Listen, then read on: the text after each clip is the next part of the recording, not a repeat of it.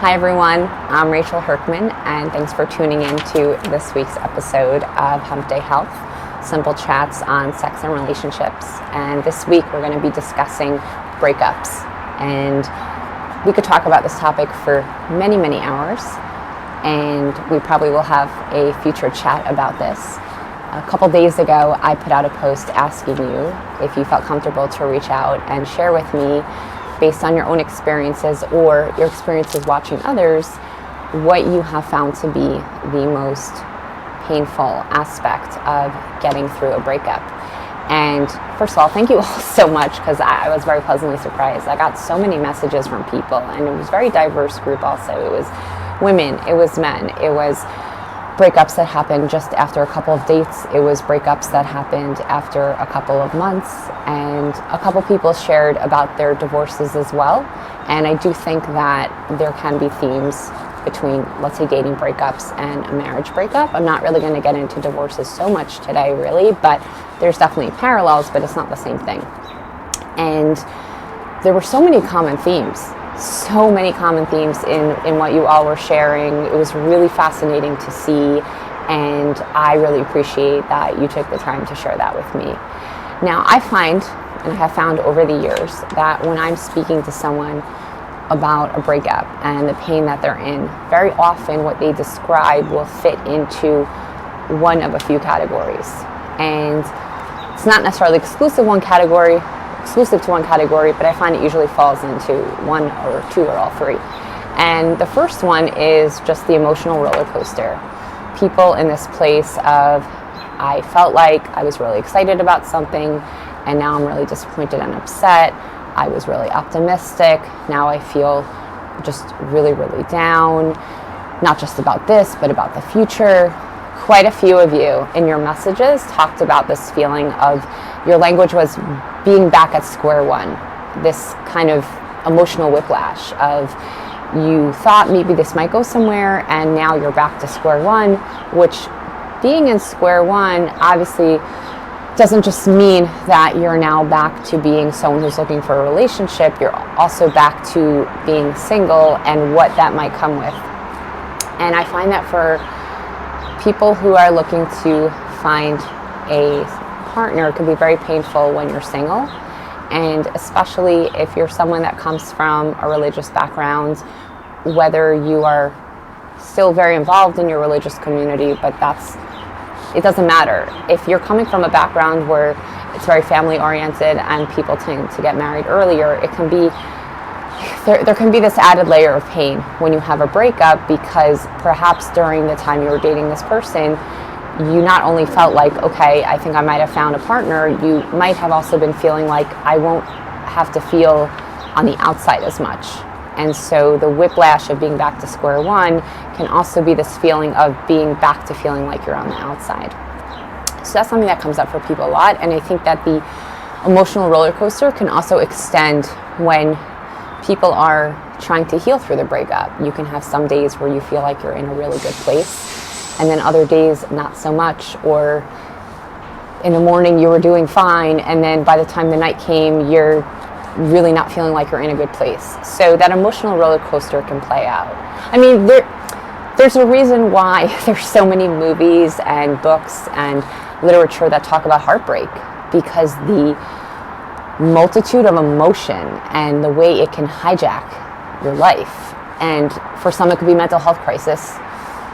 For others it may not be mental health crisis, but even just be debilitating for them is so common. And I find that for some people it's a time where they'll reach out for help. I do find that breakups, sometimes people, that's when they'll reach out for therapy.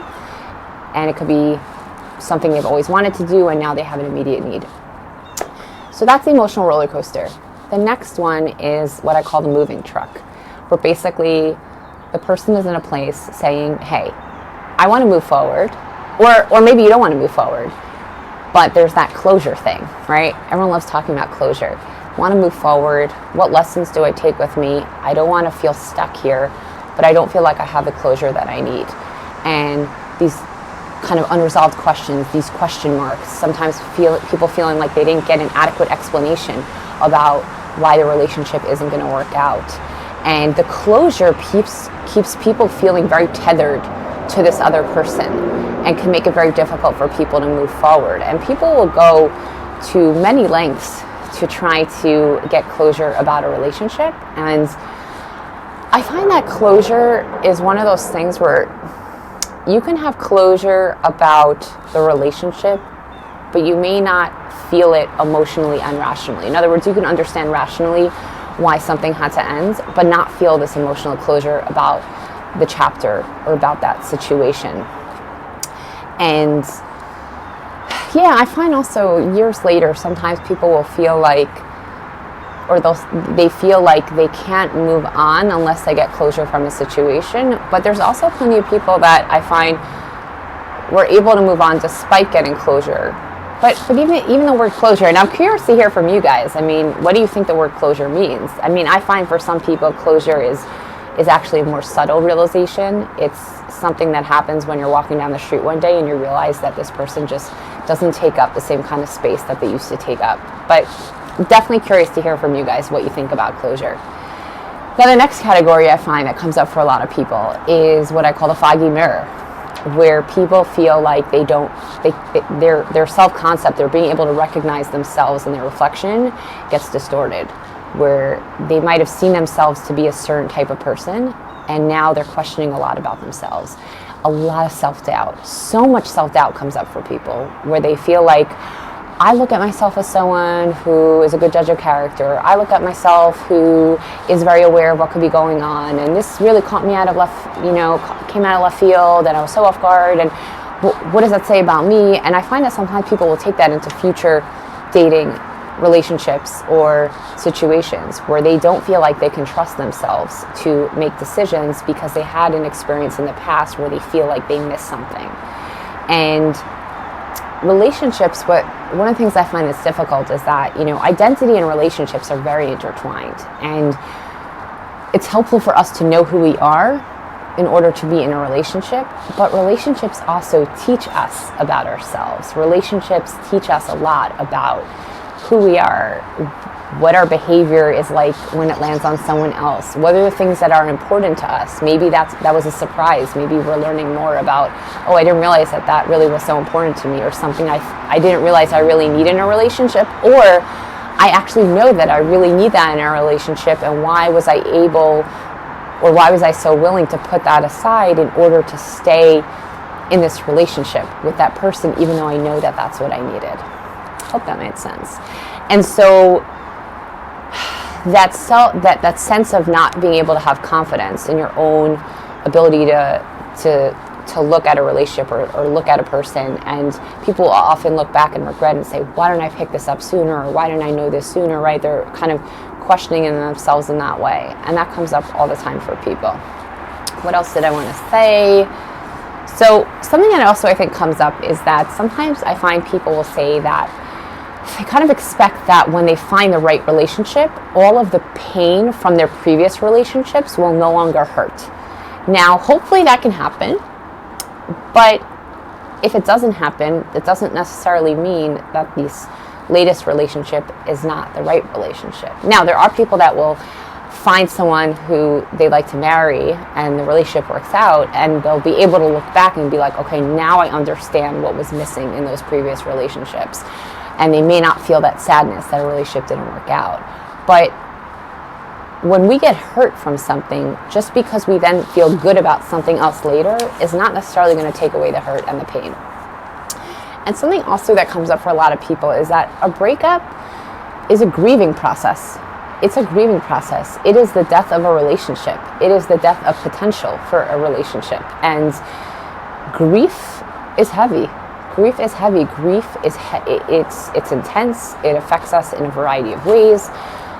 We're grieving something that once was, or something that will never exist. And I also find that for some people,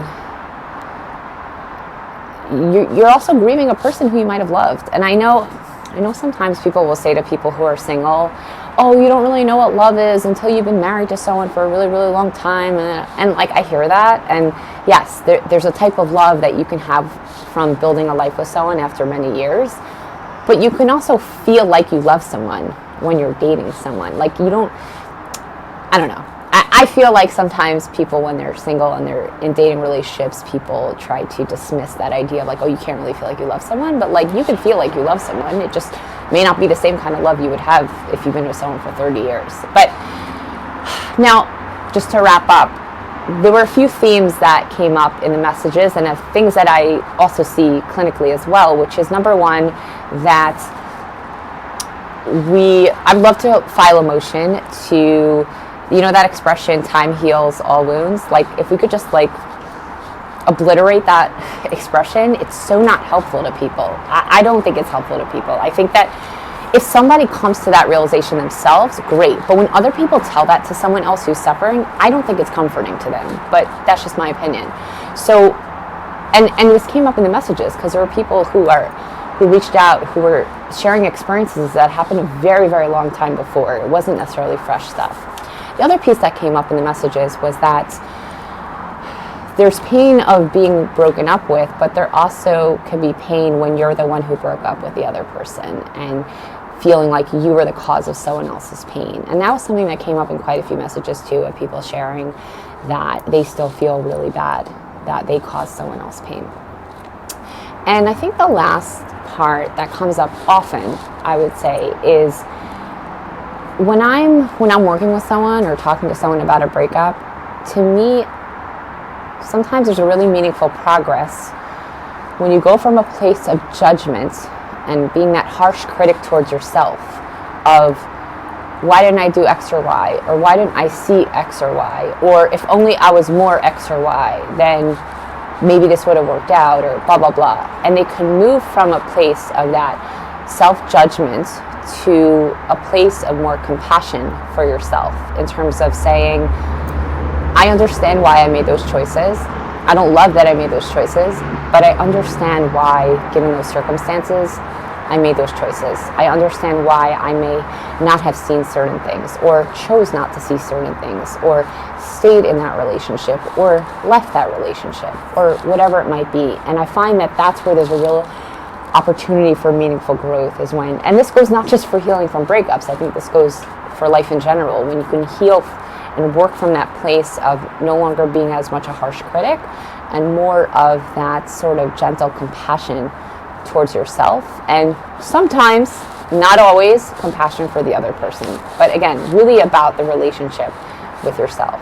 So I'd love to hear what you guys think about this topic or other topics that you would love to hear about. Thanks again for tuning in. Stay healthy and have a great day.